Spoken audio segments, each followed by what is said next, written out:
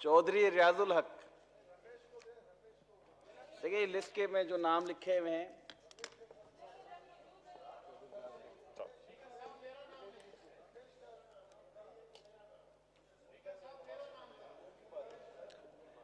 जी मोहतरम जावेद अब्बासी साहब जी। शुक्रिया जनाब चेयरमैन। मैं सबसे पहले स्पीकर साहब का, उसके बाद जनाब चेयरमैन साहब आपका और अब्बासी साहब एक मिनट जी।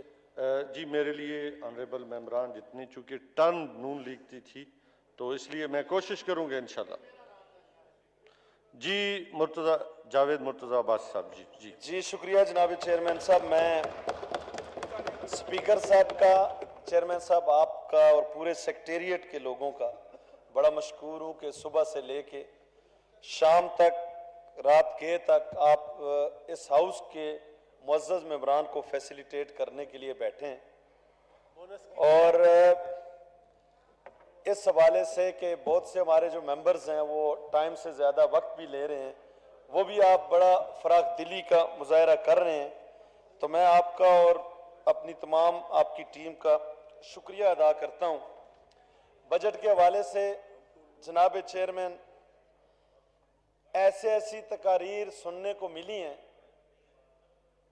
कि मैं सोच रहा था कि ये किस ज़मीर के लोग हैं जो पिछली हुकूमत में मुस्लिम लीग के और नवाज शरीफ साहब के कसीदे पढ़ते थे और उससे पिछली हुकूमत में वो पीपल्स पार्टी के कसीदे पढ़ते थे और उससे पिछली हुकूमत के मुस्लिम लीग काफ के कसीदे पढ़ते थे। क्योंकि आज बहुत लंबी तकरीर एक वजीर साहब ने की और उस वजीर ने मेरे ख्याल में पाकिस्तान की तारीख में सबसे नालायक तरीन वजीर का किरदार अदा किया। पाकिस्तान की तारीख में इतनी महंगाई बिजली के हवाले से इस कौम पे मुसल्लत नहीं की गई, वो जो मेरे भाई के दौर में इस कौम ने उसको फेस किया। और मैं तो हैरान हूँ जनाब चेयरमैन, ये मैं उसकी तकरीरों का रिकॉर्ड लाया हूँ और मैं आपकी वसासत से ये वेब साहब और यहाँ अरबाब साहब भी बैठे हैं, इनके हवाले करना चाहता हूँ। ये उमर अयूब साहब की मुख्तलिफ 3 हुकूमतों की ये तकारीर है और इसमें एक जो पिछली हुकूमत में जब उन्होंने तकरीर की थी तो इसमें कहा था कि इमरान खान साहब ने एक कुत्ता रखा हुआ है। इस तकरीर का वो हिस्सा है और आज मैं उमर अयूब से कहूँगा कि उस कुत्ते की हमें ज़रा खुसूसियात बता दो। आजकल तुम बहुत ज़्यादा इमरान खान साहब के घर जाते हो, वज़ीर आज़म साहब के। ये इन लोगों की हालत है जो 3 सालों में एक अपना ग्रिड नहीं बना सके अपने डिस्ट्रिक्ट में। पूरा ELR और DOP का जो फंड है सूबे का सिर्फ हरीपुर के एक हलके में लग रहा है। हमें खुशी है कि वो अपने हलके में ये फंड लगाए, लेकिन बड़े अफसोस की बात है जो इंतकामी कार्रवाई वजीर साहब ने अपने दौरे वजारत में हजारा डिवीजन और बिलखसूस डिस्ट्रिक्ट एबटाबाद से की, उसकी मिसाल नहीं मिलती। जनाब चेयरमैन, बड़ा अवाम में एक जोश था, जज्बा था कि एक नई हुकूमत आई है, चौथा उसका बजट है और ये इस साल इन्होंने ये हमें खुशखबरी सुनाई कि अब माशी जो हमारे आदाद शुमार है बड़े दुरुस्त हैं और मुल्क जो है वो जो तरक्की की शरह है हमारी। जनाब चेयरमैन, एक लफ्ज जो डिप्टी स्पीकर साहब साबिक रहे हैं इस पर सख्त इत्राज है, जो इन्होंने गैर नाजेबा और इंतहाई गैर पार्लिमानी लफ्ज बोला। मैं दोहराना नहीं चाहता, इसको कार्रवाई से हज़फ कर कुत्ते वाला जी नहीं, ये तकरीर में नहीं जनाब ये उमर अयूब की तकरीर है। इसमें इमरान खान साहब का सुने मेरी बात सुने जनाब, पहले बात अच्छा गंदा कर दिया। मैं कहता हूं ये इस तकरीर भाई साहब आप संजीदा आदमी हैं तो मेरे ख्याल में अगर इसको एक्सपंज कर दे तो बेहतर है, क्योंकि आप जिस पैराए में बात कर रहे हैं तो ये एक्सपंज कर। चेयरमैन साहब, ये तकरीर इस असेंबली के रिकॉर्ड का हिस्सा है। इसमें उन्होंने वजीर साहब ने इमरान खान साहब के कुत्ते का जिक्र किया, मैंने कोई गैर पार्लिमानी लफ्ज यूज नहीं किया। मैंने पाला हुआ है। ना ना ना ना ना ये नहीं, नहीं कहा। उन्होंने, मैंने कहा कि इमरान खान अमर साहब डोगर ने साहब ये बात नहीं की। नहीं की। आप गलत बात नहीं नहीं, अब आ जाओ आप यार, चेक कर लें। मेरी अमर बात डोगर साहब सुने। तशरीफ रखें, आप प्लीज तशरीफ रखें। ये बात नहीं की मैंने ऑलरेडी एक्सपंज कर दी है।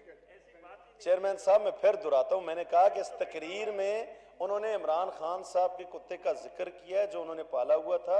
अब वजीर साहब से मैं पूछता हूं कि यार अब तो आना जाना है तुम्हारा बनी गाला में, उस कुत्ते की कोई कीमत और खुसूसियात बता दो। ये मैंने ये बात की है, तकरीर है जनाब। तो ये इस तकरीर का हिस्सा है। जी अमर डोगर साहब, आप मैं संजीदा आपकी आदमी हैं, वसासत से आप डिस्टर्ब ना करें इनको। मैं आपकी वसासत से ये सारा जो डोगर साहब ऑलरेडी एक्सपंज कर दिए, आप प्लीज। जो जी तकरीर बादशाह का आप रिकॉर्ड तकरीर है जारी मैं चीफ विप साहब को देना चाहता हूँ हुकूमती, ताकि ये खुसूसी इसकी जो है ये पढ़े और नवाब साहब को भी दें और बाकी दोस्तों को प्लीज। भी। अब्बास साहब आप जी, मैं चेयर से, ये देखिए ये इंटरप्ट कर रहे हैं। आप चेयर से मुखातिब हो जनाब, और प्लीज मैं अपनी जी बजट बजट पे आता हूँ। तो चेयरमैन साहब ये चौथा इस साल है, चौथा बजट है, और इस दफा हुकूमत का जो दावा था, हुकूमत का ये दावा था कि माशी तरक्की के अहदाफ जो हैं वो बड़े बेहतर हो गए। माशी तरक्की के अहदाफ बड़े ये कह रहे हैं कि बेहतर हो रहे हैं। तो उम्मीद थी इस पाकिस्तानी कौम को कि 2 साल तो इनकी नालायकी की वजह से कभी इन्होंने ये एडमिट नहीं किया। तो रानी क्या कर, नहीं ये हमारा नंबर था ना। अच्छा इसके बाद आप ले लें, हमारा नंबर था 1 by 1 के हिसाब से होता है जी। तो ये दुरानी साहब आपको देंगे, हौसले से रखें, ये आपका ही टाइम है, आपके लिए बैठे हैं। ये पूरा स्टाफ नेशनल असेंबली का, ये जितने भी सिक्योरिटी देखें, हम लोग सुबह 12 बजे से लेके इसलिए आपके लिए बैठे हैं कि हर एक मेंबर जो बजट के अंदर बोलना चाहे हम सबको टाइम देंगे इंशाल्लाह ताला। जितने भी हम जिस मुश्किल से भी गुजरे इंशाल्लाह सबको टाइम देंगे। लेकिन मेरी तमाम ऑनरेबल मेंबरान से ये गुजारिश है कि हौसले के साथ, पेशेंस के साथ बैठें, क्योंकि हमने कोशिश की थी लास्ट वीक में भी कि जुमे को अगर आपके पास आपके अपने मेंबर्स नहीं थे, मैंने उस वक्त भी गुजारिश थी, पटेल साहब बैठे हैं ये और हम आखिरी लोग थे, आपके ये विप साहब मुर्तज़ा अब्बास साहब थे, कि सैटरडे को भी हमने कॉल की, बहुत सारे मेंबरान उस वक्त भी नहीं थे। वक्त बेशक इसलिए चूंकि वक्त की कमी है, लेकिन हमारी कोशिश है कि जितने भी ऑनरेबल मेंबरान हैं हम सब के लिए इंशाल्लाह ताला वक्त जो है हम भी कोशिश करें कि वो बोलें, क्योंकि ये उनका हक है और उनके हक के लिए हम बैठे हैं। Thank you very much. जी चेयरमैन साहब बहुत शुक्रिया। मैं बात कर रहा था कि इस साल हुकूमती दावे जो हैं उनके मुताबिक कौम ये उम्मीद कर रही थी कि जब ये बजट आएगा तो अवाम को बड़ा रिलीफ मिलेगा। 2 साल, पिछले 2 साल जो हैं वो हुकूमत रो रही थी कि पिछली हुकूमतों की कारकर्दगी की बुनियाद पर हम खसारे में गए, कर्जे लिए, ये किया वो किया। लेकिन 3 साल तक हम सुनते रहे जनाब चेयरमैन कि जो करंट डेफिसिट है, जो हुकूमत चलाने का जो करंट अकाउंट है, उसका खसारा हमने ख़त्म कर दिया। और अब तीसरे साल के आखिर में हम सुन रहे हैं कि अब माशी तरक्की के जो अहदाफ हैं वो बड़े बेहतर हो गए हैं और मनफी से मुस्बत की तरफ चले गए हैं। तो फिर इस कौम को एक दफा फिर उम्मीद की किरण जागी कि शायद अब कोई रिलीफ इस बजट में इस कौम को मिले। लेकिन बड़े अफसोस की बात है जनाब चेयरमैन कि पिछले 3 बजटों की तरह ये बजट भी अगर ये कहा जाए कि अवाम कातिल बजट है तो ये बिल्कुल 100% दुरुस्त हो। पिछले 2 बजटों में, 3 बजटों में कोई रिलीफ पाकिस्तान के अवाम को नहीं मिला।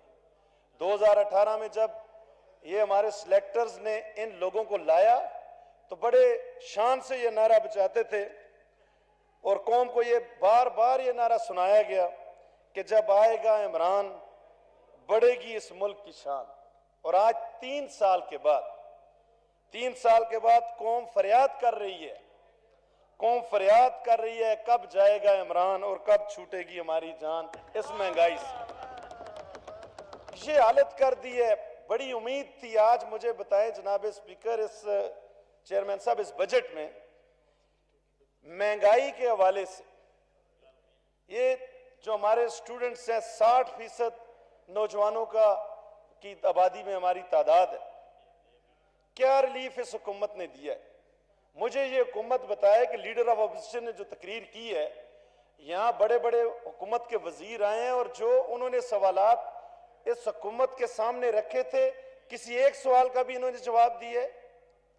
अपनी अपनी वजारतों की कहानियां ये यहाँ इस अवाम के सामने आके गर्दानते रहे हैं, लेकिन जो लीडर ऑफ अपोजिशन ने बजट के हवाले से, माशी तबाही और बर्बादी और महंगाई के हवाले से, को मंसूबों के हवाले से जो सवाल किए थे, एक सवाल का भी जवाब देने में नाकाम हुए। और हम पूछते हैं, यहाँ हुकूमत की तरफ से असद उमर साहब ने बातचीत शुरू की, हुकूमत की तरफ से स्पीचेस शुरू की। उन्होंने नहीं बताया कि मुझे वजारत से, खजाने की वजारत से क्यों मुझे हटाया गया। उन्होंने नहीं बताया कि मैं नाकाम हुआ या वजीर आजम साहब ने किसी और खाते में मुझे हटाया, और ना ही वजीर आजम ने इस हाउस को बताया। इस हाउस ने बड़ा मुतालबा किया था। ये किसी को नहीं बताया गया कि आमर कियानी साहब को जब हटाया गया तो किस वजह से उनको हटाया गया, ये नहीं बताया जा रहा। वजीर बदल रहे हैं, उसकी कोई सजा नहीं है। आज जो करिश्मा जहांगीर तरीन साहब के एनआरओ के बाद फौरन सामने करिश्मा नजर आया, एकदम से छलांग लगा के आपकी माशी तरक्की के अहदाफ ही बदल गए। ये नहीं बचाया रहा नदीम बाबर का क्या मामला था, क्यों उसको हटाया गया।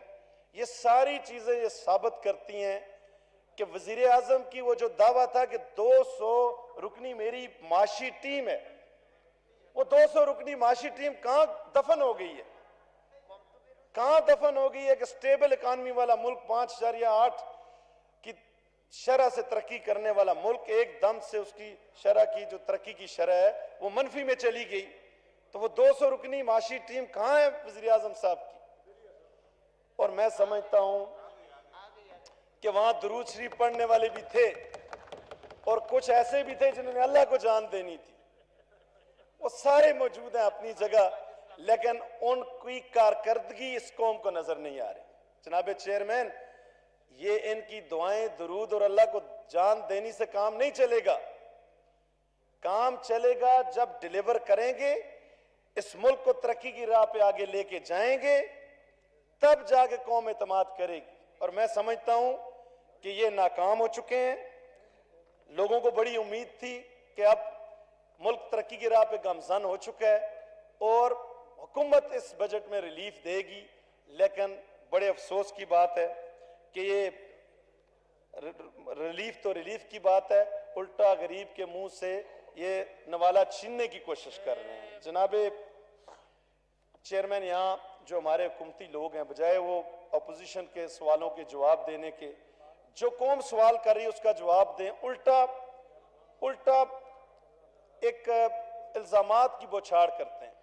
आज एक वजीर साहब ने पूरे सूबे, हमारे खैबर पख्तूनख्वा सूबे का जो है वो पिछले 5 साल बजट पेश किया। मुझे खुशी है, बड़ी तरक्की इनकी बातों में थी। ऐसा लगा है कि जैसे ही उनकी जान है इतना ही उनका दिल है, हमारे मोहतरम साबिक वजीर आला साहब का। और उनकी आज की तकरीर सुन के मुझे समझ आ गई कि वजीर आजम ने उन्हें क्यों वजीर दफा लगाया, क्योंकि इससे बेहतरीन आदमी वजीर दफा उनको नहीं मिल सकता, जिसने 5 साल, वजीर आजम ने वजीर दफा में तारीफ कर रहा हूं उनकी। जनाबे चेयरमैन, 5 साल तक खैबर पख्तूनख्वा में, यहाँ मेरे डीआई खान बन्नू के लोग बैठे हैं, मेरा तल्लक हजारा डिवीजन से है। पिछले 5 साल और ये 3 सालों में मैं कहता हूं, मैं चैलेंज करता हूं, जितनी बातें उन्होंने की हैं उनमें से मैं नहीं कहता उन्होंने झूठ बोला है, लेकिन 50% वो दुरुस्त नहीं है। ये मेरे खैबर पख्तूनख्वा के जो यहाँ मेंबर बैठे हैं, इंशाल्लाह उसकी तस्दीक करें।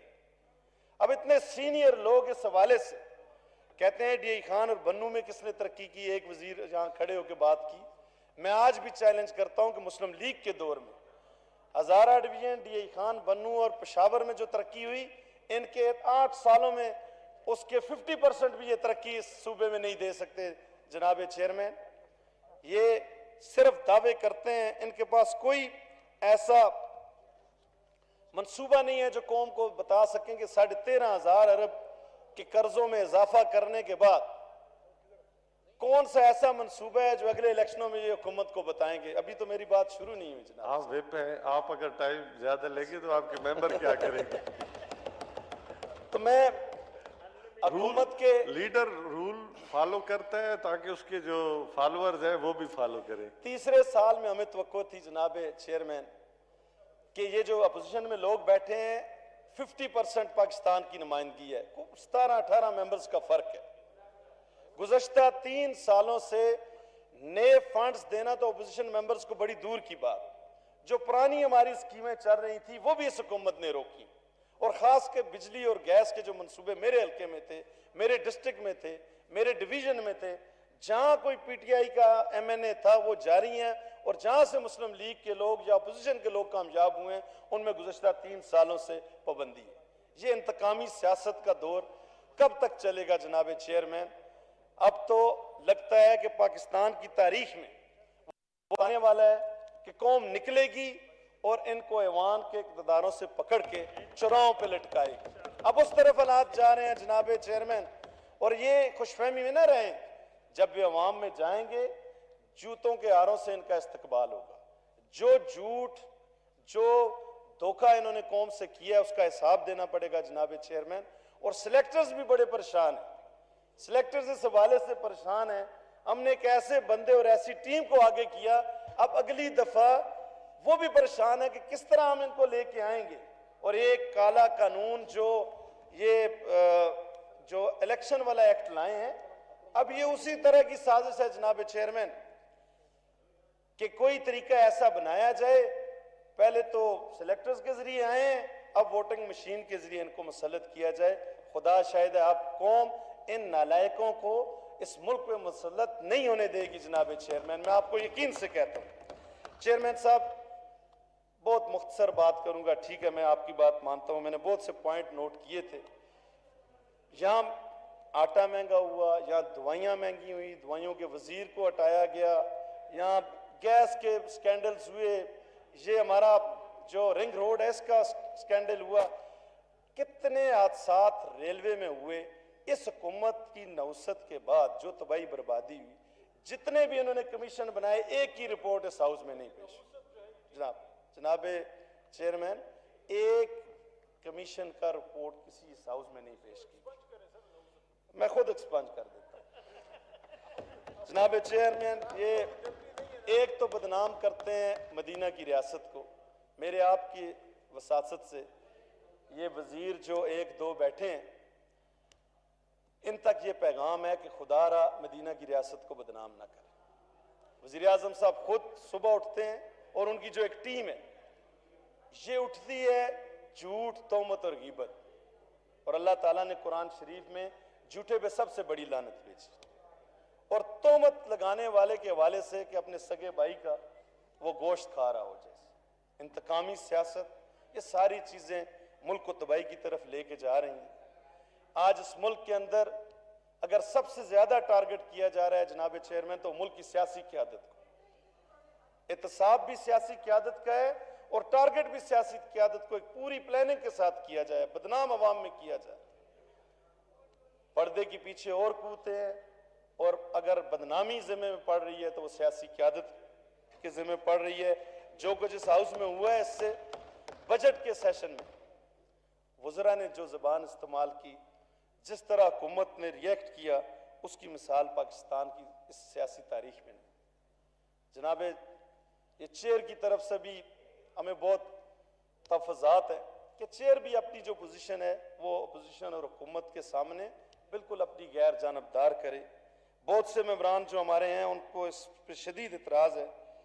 आखिर में मैं अपने हल्के के हवाले से, हमारे सूबे में ये जो नए इंतज़ाम शुदा फाटा का इलाका है, उसमें ये फैसला हुआ था कि हर साल में जो तरक्याती फंड फाटा को दिए जाते हैं इंतज़ाम शुदा अजला में, 110 अरब एक्स्ट्रा दिए जाएंगे।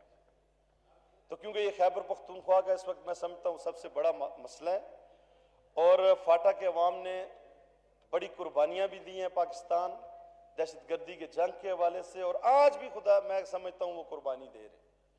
तो हुकूमत का वादा भी था और ये दावा भी हुकूमत कर रही है।